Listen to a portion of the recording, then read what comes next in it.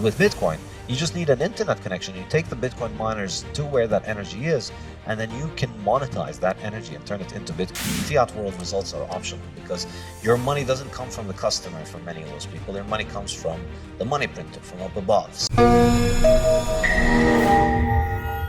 Why wouldn't they just buy Bitcoin? It seems to me to be a lot simpler than mining it. Then if it costs $350,000 to make $350,000, why bother with the mining?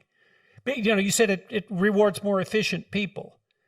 Exactly. The short answer is if you have a way of securing electricity at less than 5 cents per kilowatt hour, then you should get into Bitcoin mining business, which is lower than most rates everywhere in the world. So if you have a source of energy that is isolated from the grid, or if you have a cheap way of securing energy, then Bitcoin is a great way. Mining Bitcoin is great, but for the most. So does that mean that Bitcoin is a very good way of moving resources from places that can produce electricity very cheaply to other places where electricity is more expensive? Does that actually make the cheap electricity, it makes the cheap electricity much more valuable? Absolutely. This is weird. That's a weird thing. It's very weird, and I think it's going to have a very profound impact on the global energy market, because for the first time in history, we have a way to sell energy that is location independent. So a lot of places in the world have a lot of energy, but it's very expensive to get that to the population center. So the north of Canada has So you don't need wires. Exactly. Jesus, that's weird. That's a really strange thing. Yeah, to get electricity from the north of Ontario to Toronto needs a lot of wires, or you need to, if it was gas, you need to put it on tankers or on trains or in pipelines. All of that stuff is pretty expensive. But with Bitcoin, you just need an internet connection. You take the Bitcoin miners to where that energy is, and then you can monetize that energy and turn it into Bitcoin. It's magic. So what's the net effect of that on the price of electricity worldwide? Is that deflationary with regards to electricity cost? I think so. I think this is a point that I make in the fiat stand, which is that we've had fiat subsidize all these dysfunctional forms of energy over the last 50 years that have led to the grid becoming unreliable.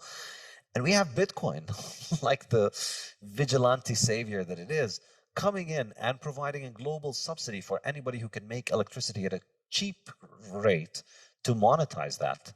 And I think, well, not only at a global subsidy, but so interesting, because not only you could go to where the energy is cheap with virtual certainty that you're going to make more and more money as the value of the Bitcoin increases by investing there, assuming that the value of Bitcoin is going to continually increase, which is a logical presupposition if it's as stable as is claimed, and it's finite in the way that you're describing, and increasingly widely accepted by vast numbers of people. So it's also an investment that's likely to increase in value over time rather than decrease. So it takes some of the uncertainty out of investing in cheap electricity generating processes that are geographically isolated. I just can't believe that's true. It's amazing that I think I must be misunderstanding, because it seems like you can move the value of the electricity magically without any of the problems of transportation. Yes, exactly. Wow, that's really something. Okay. And in terms of, think about it in terms of independence, I think the implications are pretty good, because if you have an energy source, it becomes far more sustainable to be able to exploit that energy source if you have a steady way of monetizing it. So I think it can help people get off the grid. It can help people become more independent. You have your own energy sources, and you have your own a monetary system that you use to trade with the rest of the world. And you don't need much of the control of the grid on you, which is getting more and more suffocating every day.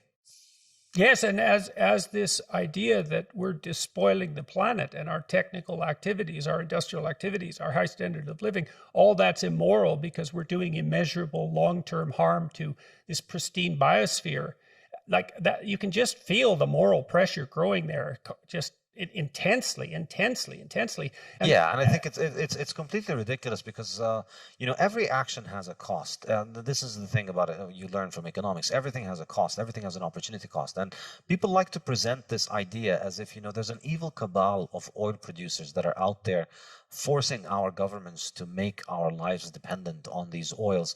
And what we need to do is to just have the political will to transition to these more advanced forms of energy that are going to save the planet. And it's just completely ridiculous. Well, people don't understand. Like, people don't understand things as simple as the fact that there's a finite amount of solar energy that falls on a square yard of territory. Yeah, I think the ultimate issue, I think, in these things, I'd go back to Mises' point, which is that none of these people is making calculations with opportunity cost. That's the great thing about the fiat world, is that everybody has essentially a fake fiat job wherein they get paid regardless of actual results. In the fiat world, results are optional because your money doesn't come from the customer for many of those people. Their money comes from the money printer, from up above. So it's not about how you serve the customer. It's about whether you do the things that the people providing the funding. Right. So it's dissociated from the actual environment, because the consumer is the actual environment. The consumer is an actual living being. And if you're serving the consumer, then you have nature there as your witness and your judge. And then there can be all sorts of intermediaries between that, which is what you're discussing. And then that moves the producer away from feedback from the consumer. And it corrupts the signal. It corrupts the information signal. Okay. Precisely. Okay. And that's kind of the other central point in the fiat standard. So on the one hand, you're robbing people of the purchasing power. On the other hand, you're putting the decisions about people's lives in the hands of people who essentially face no opportunity cost.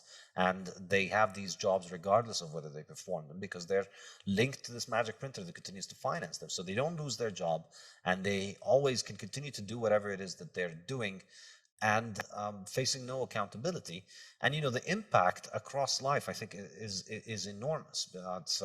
It leads to all kinds of central planning. It leads to and the fundamental problem with this, which you see in the climate change debate and you see it in the coronavirus restrictions and response, is that all of these people don't understand the concept of opportunity cost. The Zoom warrior class, the people whose lives can be conducted from their internet connection, they're just completely blind to the idea that other people need to leave the house and eat. It's astonishing to watch it, because in their mind, you can call for something like, let's lock everybody at home for a year and a half so that nobody gets sick.